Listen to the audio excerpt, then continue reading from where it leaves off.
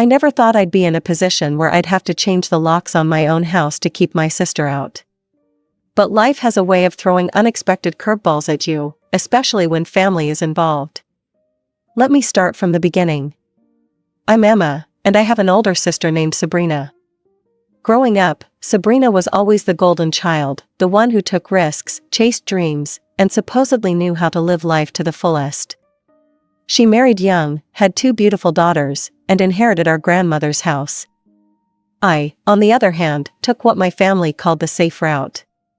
I worked hard, saved money, and eventually bought my own house with a mortgage, using the $100,000 our grandmother left me as a down payment. "Emma, you're so boring," Sabrina would often say during our family gatherings. "All you do is work and pay bills. Where's your sense of adventure?" I'd just shrug it off. My house might not have been as impressive as her inherited property, but it was mine, and I was proud of it. I had my routine, my peace, and my independence. Little did I know that my supposedly boring life would soon be turned upside down. It all started about 6 months ago when Sabrina burst into my house one Sunday afternoon, her eyes sparkling with excitement. "Emma, you won't believe the opportunity I've found," she exclaimed, barely taking off her shoes before rushing into my living room. I was in the middle of my weekend cleaning routine, but I knew that look in her eyes. It was the same look she had when she convinced our parents to let her go backpacking through Europe at 18, or when she decided to have a destination wedding in Bali that nearly bankrupted our parents. "What is it this time?" I asked, setting aside my cleaning supplies. "There's this amazing medical startup," she began, pulling out her phone to show me some fancy presentations. "They're revolutionizing the healthcare industry. Tom and I are thinking of selling the house and investing in it. You should do the same." I stared at her, wondering if she was joking. "Sell my house? The one I'm still paying a mortgage on? To invest in a startup? Don't be such a scaredy cat," she rolled her eyes. "This is a guaranteed return. Triple the investment in just 1 year. You could buy an even bigger house after that."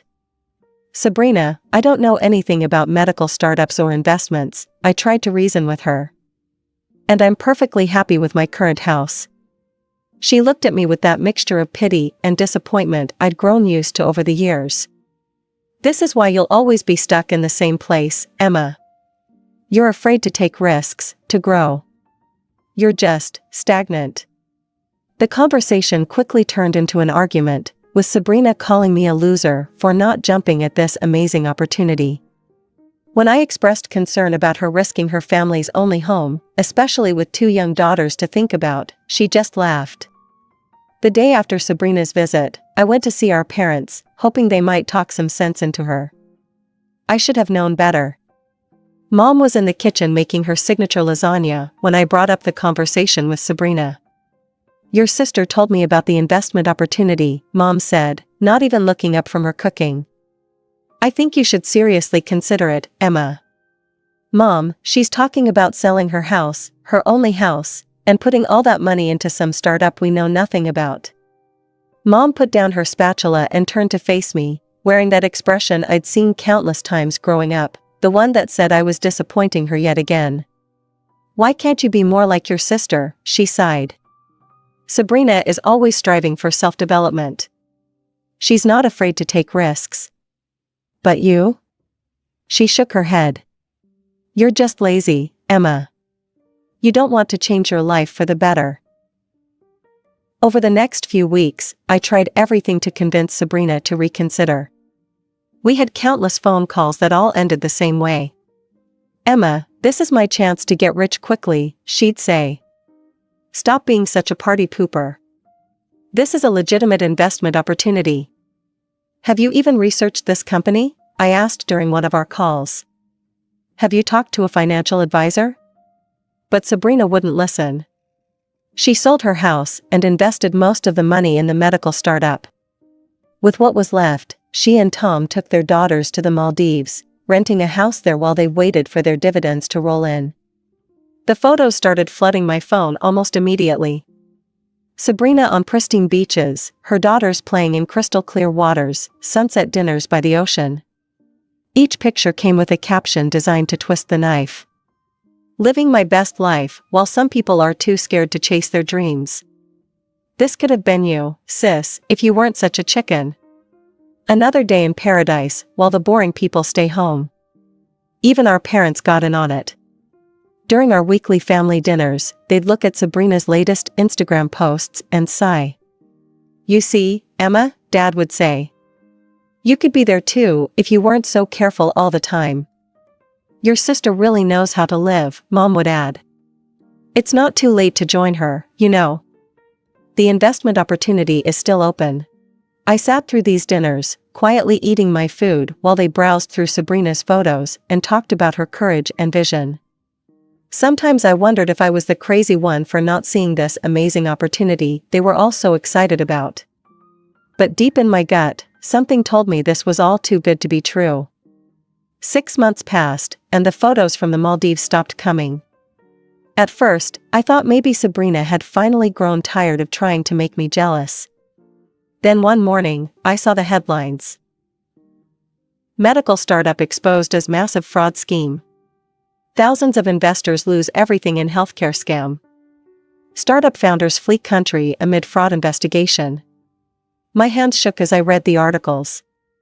The company Sabrina had invested in, had gambled her entire future on, was nothing but an elaborate scam. All that money, our grandmother's house, everything was gone. I tried calling Sabrina, but her phone was off. Tom's too. Finally, after 3 days of silence, I got a text from Mom, your sister's coming home. They arrived at our parents' house, looking nothing like the carefree family from those beach photos. Sabrina's designer clothes were replaced with wrinkled travel wear, and the girls looked exhausted. They'd spent every last penny they had from the house sale trying to maintain their lifestyle in the Maldives, believing until the very end that their investment would pay off. 2 weeks later, Mom called me. Her voice sounded strained, different from the proud tone she'd used when bragging about Sabrina's brave investment. Emma, we need to talk, she said. Can you come over? When I arrived, the house was chaos. Toys scattered everywhere, suitcases still half unpacked in corners, and the sound of my nieces running around upstairs. Mom looked exhausted, with dark circles under her eyes. I can't do this anymore, she confessed, slumping into a kitchen chair. Our house is too small for all of us. I haven't had a proper night's sleep in 2 weeks, and I'm constantly cooking and cleaning. Dad sat beside her, looking equally worn out. Emma, we hate to ask this, but you have that big house. Before they could finish, Sabrina came into the kitchen. Her eyes were red and puffy from crying. Gone was the competent sister who'd mocked my boring life choices. In her place stood someone I barely recognized. Please, Emma, she sobbed, grabbing my hands. Just for 3 months. That's all we need.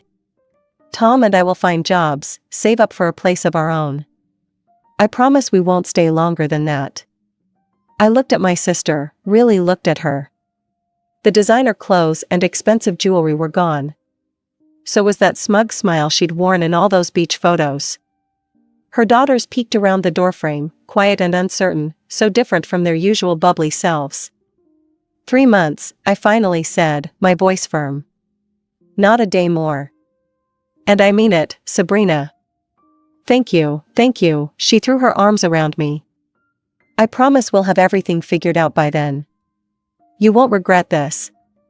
The first few weeks of having Sabrina's family in my house were interesting. I expected them to immediately start job hunting, but that's not what happened. Instead, my house became some sort of social hub, with Sabrina and Tom's friends constantly coming and going.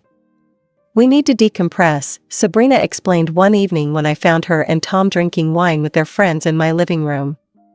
We also need to maintain our social connections. That's how you find good job opportunities. But weeks passed, and these social connections weren't leading to any jobs.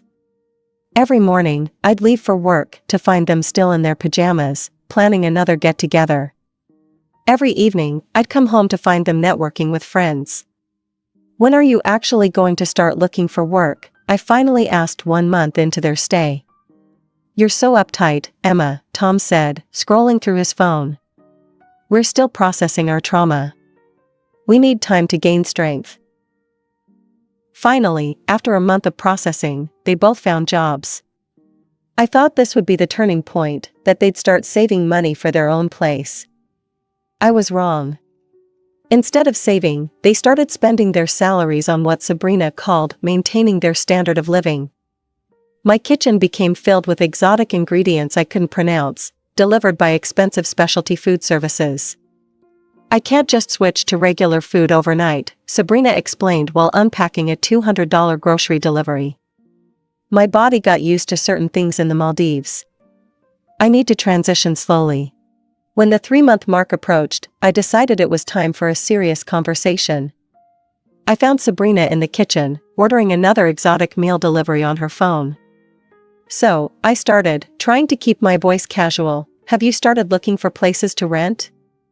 She looked up from her phone, surprised. Oh, come on, Emma, don't be so pushy. We need more time to find the right place. More time?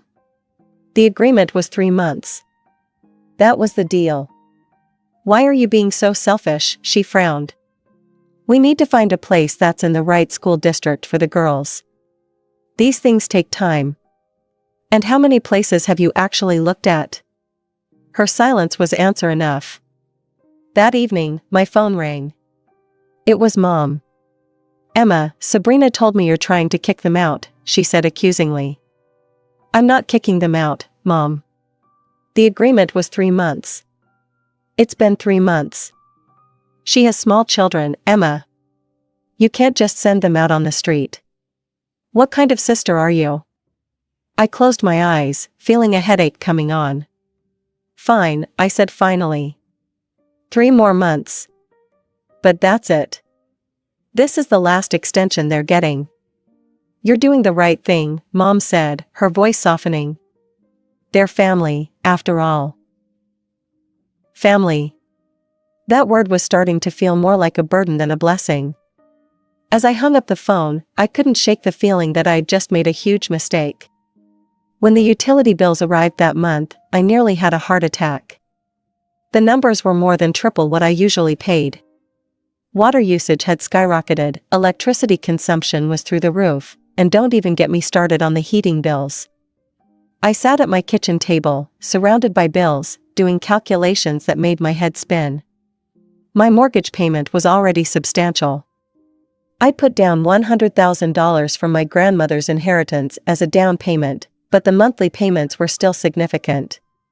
Now, with 4 additional people in the house, my utilities had become another massive expense, one I hadn't planned for. Sabrina, I called out one evening, bills in hand. We need to talk about these. She glanced at the papers, then back at her phone. Oh, those look high. They are high, very high. I think it's reasonable that you and Tom help with them, considering you're both working now. She looked at me as if I'd suggested she give up oxygen. Emma, we're trying to save money for our own place, remember? We can't afford to pay bills right now. Besides, everything will work out. Stop worrying so much. But I had plenty to worry about. On top of the financial strain, I'd somehow become an unpaid babysitter. Every weekday followed the same exhausting routine. Our parents would pick up the girls from school and watch them until I finished work. Then, instead of going home to relax, I'd drive to our parents' house to collect my nieces. I'd take them back to my house, help them with homework, make dinner, and wait. And wait. And wait. Sabrina and Tom were supposed to be home by 6 p.m., but they rarely arrived before 9 p.m. Sorry we're late, Sabrina would breeze in, looking far too put together for someone who'd supposedly been stuck at work. The meeting ran long. I understood perfectly when I saw the Instagram stories their friends posted, happy hour drinks, dinner gatherings, social events, all featuring my sister and her husband, while I sat at home watching their children. One particularly late night, after they'd finally returned home and the girls were asleep, I confronted Sabrina again about their plans to move out. The deadline for this extended stay is coming up, I reminded her. Have you started looking for places? She waved her hand dismissively. Everything will be fine, Emma. You really need to stop stressing about everything. That's not an answer, Sabrina. Are you even saving any money? Of course we are, she said, but wouldn't meet my eyes. Just trust me, okay? When have I ever let you down? I bit my tongue to keep from listing all the times she had, in fact, let me down. Instead, I watched her disappear upstairs to her room, my guest room, in my house that I was paying for, while I sat surrounded by bills I couldn't afford and a growing resentment I couldn't contain. 6 months. It had been 6 months of mounting bills, endless babysitting, and watching my sister and her husband treat my house like their personal resort. I decided it was time for one final conversation. I called them both into the living room one evening after the girls had gone to bed. We need to talk, I said, sitting across from them. Next week marks exactly 6 months since you moved in. As we agreed, that's when you need to move out.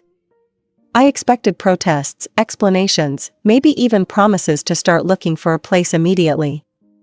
What I didn't expect was laughter. Sabrina actually laughed. Move out, she said, still chuckling. Oh, Emma, you can't be serious. I'm completely serious. The agreement was 6 months. That was already double the original time we discussed. Sabrina exchanged an amused look with Tom before turning back to me. But why would we move? The girls love it here, we're all settled in, and let's be honest, this is good for you too. Good for me? I couldn't believe what I was hearing. Of course. Think about it, Emma. You're getting real-life experience in taking care of a family. It's perfect practice for when you finally settle down and have kids of your own. You should be thanking us, really.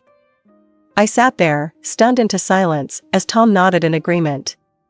Plus, he added, spreading his arms wide, this is a wonderful house for a large family. There's plenty of room for all of us. No point in having all this space just for one person, right? They continued talking, making plans about future room arrangements and discussing how we could optimize the space better, but I'd stopped listening. In that moment, I realized something that should have been obvious from the start: they had never intended to leave. All the delays, the excuses, the promises, they had been playing me this whole time. I nodded along with whatever they were saying, letting them think they'd won. But inside my head, a plan was already forming. The next morning, I called my office and scheduled a vacation day for the following week. Then I started researching locksmiths. 7 days later, I woke up early and got dressed as if I was going to work. I waited until Sabrina and Tom had left for their jobs, then sprang into action. The locksmith arrived at 9 a.m. sharp. While he worked on the locks, I started on the bedrooms. 6 months of their lives had spread through my house like an invasive species, but I was determined to root it all out. I worked methodically, room by room, packing their clothes, books, toys, and all their belongings into cardboard boxes. Their expensive organic groceries went into separate boxes. Their toiletries were carefully wrapped and packed. The girls' toys and school supplies were organized and labeled. I was angry, yes, but I wasn't going to be cruel about it. By early afternoon, the locksmith had finished installing the new locks, and I'd filled my garage with neatly stacked boxes, containing every trace of their presence in my house. I stood in my newly emptied guest rooms, looking at the bare mattresses and empty closets, feeling a strange mixture of guilt and relief. As evening approached, my phone started buzzing with calls from Mom. I watched it ring and ring, each time her name flashing on the screen. I didn't answer. Then the texts started coming. Emma, where are you? The girls are waiting. Emma, this isn't funny. Come get the children now. Emma, answer your phone. I turned my phone to silent and waited. Around 9:30 p.m., I heard them pull up in the driveway.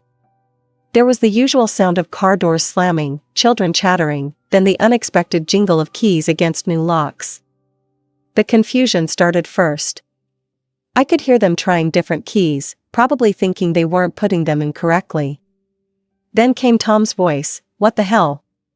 The knocking started softly at first, then grew louder. "Emma," Sabrina's voice rang out. "The keys aren't working. Let us in." I walked to the door, but didn't open it. "The keys aren't working, because I changed the locks." There was a moment of stunned silence, then explosion. "You what?" Sabrina screamed. "Open this door right now." "No," I said firmly, "I'm done. I'm done paying double utilities. I'm done being your unpaid babysitter. I'm done watching you waste money while living rent-free in my house." I heard the girls starting to cry, and Sabrina immediately used that to her advantage. She brought them closer to the door, their sobs clearly audible. "Listen to them, Emma. Look what you're doing to your own nieces. How can you be so heartless? Don't you dare use your children as emotional blackmail," I said, my voice shaking with anger. "If you cared about their stability, you wouldn't have gambled away their home on a get-rich-quick scheme. You wouldn't have spent 6 months avoiding responsibility while I cleaned up your mess." "Just let us in," Sabrina pleaded, changing tactics. "We can talk about this." "There's nothing to talk about. Your things are packed in boxes in the garage. You can take them now." "You had no right," Tom shouted. "I had every right. This is my house, the house I pay for, the house you've been living in for free while lying to my face about finding your own place." They stood outside for another 20 minutes, alternating between threats, pleading, and insults. Finally, I heard them moving toward the garage. It took several trips to load everything into their car, punctuated by Sabrina's loud complaints and Tom's angry muttering. Just as I thought it was over, my phone rang again. "Mom. How dare you throw your sister out?" she screamed before I could even say hello. "What kind of person does this to their own family? Sabrina should be living with you. You need to help your sister." "I did help her, Mom, for 6 months. Now it's your turn. Let's see how you like having them live with you for half a year." The line went dead. I stood in my empty, quiet house, feeling simultaneously terrible and relieved. I knew this wasn't over, not by a long shot, but for the first time in 6 months, I could breathe freely in my own home. The aftermath of that night was exactly what I expected. Within days, my phone was flooded with messages and calls from relatives I hadn't heard from in years. Apparently, Mom had been busy spreading her version of events. At first, I tried to explain my side of the story. I spent hours on the phone with aunts, uncles, and cousins, detailing the 6 months of financial strain, the broken promises, the constant babysitting. But it was like talking to a wall. They'd already made up their minds, based on Mom's narrative of the cruel sister who threw her family out on the street. Eventually, I stopped trying to defend myself. Let them think what they wanted. I had my peace back, and that was worth more than their approval. Then, about a month after everything happened, my friend Rachel called with some interesting news. "You're not going to believe this," she said, trying to contain her laughter. "Your parents kicked Sabrina out. Apparently, your mom couldn't handle it anymore. Said something about them treating her house like a hotel and never helping with anything. Sound familiar?" I couldn't help but laugh. 6 months I'd dealt with it, and my parents couldn't even make it through one. But the real kicker came a few weeks later when my cousin Jessica reached out. She'd always been the family gossip, but for once, I was grateful for her tendency to share everything she heard. "Emma, you need to hear this," she said. "Sabrina and Tom found an apartment, but guess what they're doing with their money now? They're investing in some space startup. Sabrina's going around to all the relatives, telling everyone how this is going to make her rich. Says she's going to buy a house twice the size of yours." "Are you serious?" I pressed my hand to my forehead. "After everything that happened?" "Oh, it gets better," Jessica continued. "She's trying to get everyone to invest with her. Says it's a ground floor opportunity or something like that. She came to my house last week with all these fancy presentations about space mining or whatever." I felt a weird mix of emotions, frustration, pity, and something close to relief. Relief that I'd gotten them out when I did, before they could try to drag me into another one of their schemes. These days, I don't talk to Sabrina anymore. Sometimes I miss my nieces, but I know this distance is necessary. I see their photos on social media sometimes, Sabrina still posting about their exciting investment opportunities and upcoming wealth. I hope she'll figure things out eventually, but I'm done trying to save her from herself. As for Mom, we haven't spoken since that night. But through the family grapevine, thank you again, Jessica, I heard she's been singing a different tune lately. Your mom was at Aunt Linda's last week, Jessica told me. She actually defended you. Said she finally understands why you did what you did. Apparently, living with Sabrina opened her eyes to how difficult it is to share your space with people who don't respect your boundaries. I just smiled when I heard that. Sometimes people need to experience something themselves before they can understand your perspective. Mom might come around eventually, and if she does, I'll be here. But this time it'll be on my terms.